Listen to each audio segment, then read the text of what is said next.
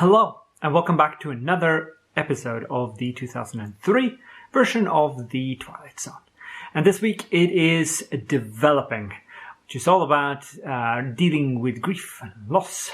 And it stars Robin Tunney, who we've seen in The Craft. Remember The Craft? That was a really decent movie. And she starts off this by trying to get her boyfriend to tell her again about the house that he found. And there was something about the way that this was phrased and the way that this was made that just reminded me of Mice and Men when he says, tell me about the rabbits, George. And he just keeps it's sort of a mantra, and it sounded a bit like that.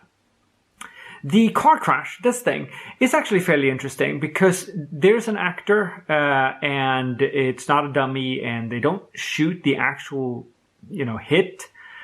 So, and I'm not entirely certain because it's a very quick clip, but I think it's shot against a green screen and then there's a projected car just running into, it's not, you don't run into the camera. This is actually something that I learned from, I think it's like the old Mad Max 2 or Mad Max 1, but you will put a camera under the ground like so, and you'll make a hole so you can shoot upwards. And then you just put a mirror on a little stick. So a car can just smash the mirror, that's fine. The camera will remain intact because you don't want a camera here and then just run it over because cameras are expensive. But a little mirror on a stick works just fine. So then you can just run it over with a car. And you don't get to see the actual impact on the camera or the mirror. You only get the splash of water. It just drives through a puddle or something. But it's a very interesting effect. I really like that. She then has a talk with Sean, and he casually takes her wrist and shows that there are scars on the wrist like so.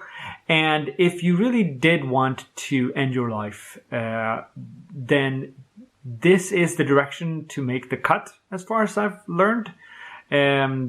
Something about cut distance and how difficult it is to plug it up or something. I'm not entirely into all of that, but I reflected on the fact that it wasn't this way because that's normally how you show that.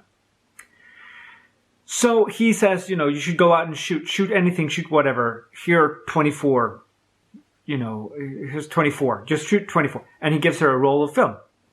Now, it's a good thing that this happened in 2003, because if that had happened today, he would have given her a memory stick, like a 128 gigabyte memory stick, and said, here, go out and shoot 25,200 frames, which would have taken her quite a bit of time.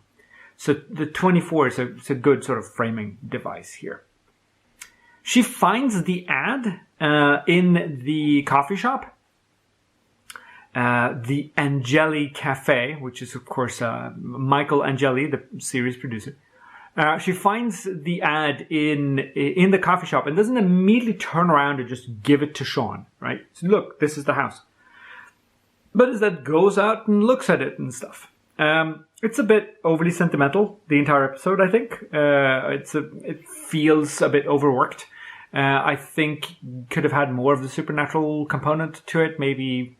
But I don't know. It's just overly sentimental, and it's not really for me. Next week, however, we are going to execute Grady Finch over and over again.